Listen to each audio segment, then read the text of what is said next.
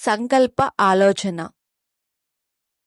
రాజారావు అనే వ్యాపారవేత్త ఉన్నారు. ఆయనకి 2 కొడుకులు. వారిలో ఒకరికి తన వ్యాపార బాధ్యతలు అప్పగించాలని వారికో చిన్న పరీక్ష పెట్టాడు. అందులో ఎవరు నెక్కితే వారికి తన వ్యాపార బాధ్యతలు అప్పగించుటకు నిర్ణయించుకున్నాడు. ఇద్దరికీ కొంత డబ్బు ఇచ్చి, ఈ ఇంటిని పూర్తిగా నింపగల వస్తువును ఈ ధనంతో కొనండి అని వారితో చెప్పాడు. పెద్ద కొడుకు డబ్బు తీసుకొని ఉన్నపలంగా బజారు వైపు వేగంగా వెళ్ళాడు. మార్కెట్లో ఉన్న వస్తువులలో గట్టి చాలా చౌక వస్తువు అని అతడు తెలుసుకున్నాడు. తండ్రి ఇచ్చిన మొత్తం డబ్బుతో ఎండుగడ్డిని కొన్నాడు.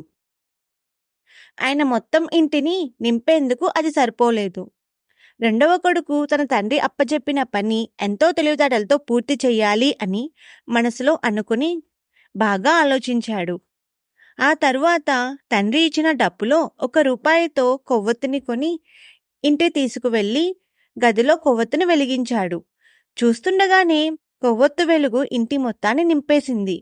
రాజారావు తన చిన్న కొడుకు తెలివితేటలకు సంతృప్తి చెంది వ్యాపార బాధ్యతలను చిన్న కొడుకుకు అప్పగించి అతనికి తోడుగా సహాయ సహకారాలు అందించమని పెద్ద కొడుకుకు చెప్పాడు.